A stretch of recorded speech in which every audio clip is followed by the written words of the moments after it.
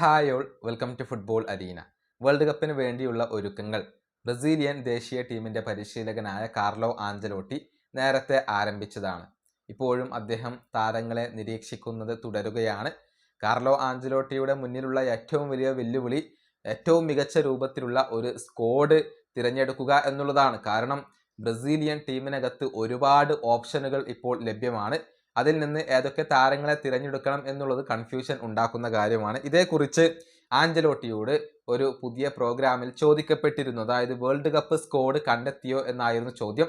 ഏറെക്കുറെ കണ്ടെത്തി കഴിഞ്ഞിട്ടുണ്ട് എന്നാണ് ആഞ്ചലോട്ടി പറഞ്ഞിട്ടുള്ളത്. പക്ഷേ ഫൈനൽ ലിസ്റ്റ് ആയിട്ടില്ല.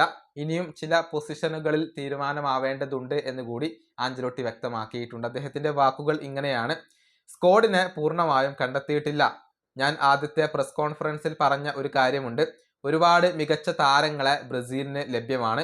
അത് ഒരു ഭാഗ്യം കൂടിയാണ്. സ്ക്വാഡ് ഇതുവരെ പൂർണ്ണമായും കണ്ടെത്തിയിട്ടില്ല, ക്ലോസ് ചെയ്തിട്ടില്ല. പക്ഷേ ഫൈനൽ ലിസ്റ്റിന്റെ തൊട്ടരികിലാണ് ഞങ്ങളിപ്പോൾ ഉള്ളത്. പക്ഷേ ചില പൊസിഷനുകൾ ഇപ്പോഴും 100% തീരുമാനമായിട്ടില്ല. ഇതാണ് കാർലോ ആഞ്ചലോട്ടി വ്യക്തമാക്കിയിട്ടുള്ളത്. ഏതായാലും ഏറെക്കുറെ താരങ്ങളെ അദ്ദേഹം കണ്ടെത്തി കഴിഞ്ഞിട്ടുണ്ട്. ആരാധകരെല്ലാവരും ഉറ്റുനോക്കുന്നത് നെയ്മർ ജൂനിയറുടെ കാര്യത്തിലേക്കാണ്. അദ്ദേഹം ഇപ്പോൾ കളിക്കളത്തിലേക്ക് മടങ്ങിയെത്തുകയാണ്. സാന്റോസിന് വേണ്ടി മികച്ച പ്രകടനം നടത്തേണ്ടതുണ്ട്. ഏറ്റവും പ്രധാനപ്പെട്ട കാര്യം പരിക്കുകൾ ഒന്നും പറ്റാതെ വേൾഡ് കപ്പ് വരെ തുടരുക എന്നുള്ളതാണ്. അങ്ങനെ സംഭവിച്ചു കഴിഞ്ഞാൽ കാർലോ ആഞ്ചലോട്ടി തീർച്ചയായും നെയ്മർ ജൂനിയറെ വേൾഡ് കപ്പ് ടീമിൽ ഉൾപ്പെടുത്തിയേക്കും. ഈ വീഡിയോ അവസാനിപ്പിക്കുന്നു. അടുത്തൊരു വീണ്ടും കാണാം.